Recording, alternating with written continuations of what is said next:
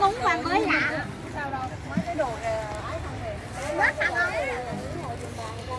Mình sẽ cùng nhau hát bài trong danh Chúa Giêsu. Dạ, Thôi này quậy vậy. Mớt để nổi mớt.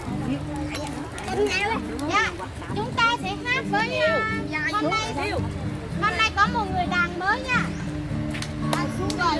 Người đàn gọi là gì ta? Nhạc sĩ. Không phải, nhạc sĩ là người sáng tác. Đàn sĩ. Hôm nay mình có một người đàn sĩ mới. Mọi người nhìn cái bài trong danh Chúa Giêsu, bài đầu tiên á. Mình sẽ hát bài đó nha. Vỗ tay, vỗ tay, vỗ tay. Để bài hát ở dưới cáp xong vỗ tay nha.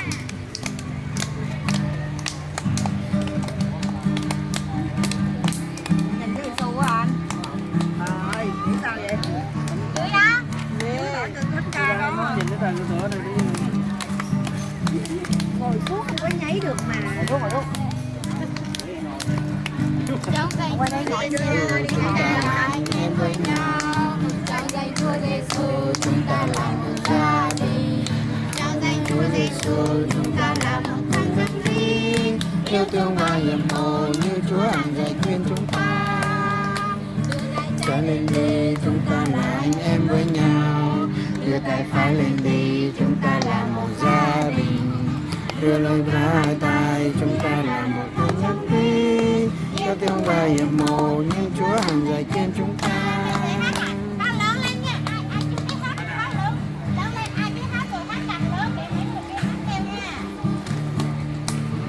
Trong danh Chúa Giêsu chúng ta là anh em với nhau.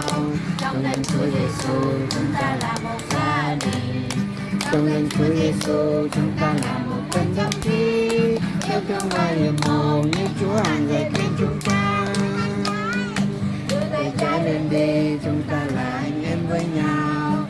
Đưa tay phải lên đi, chúng ta là một gia đình. Đưa đôi cả hai tay, chúng ta là một thân nhất trí.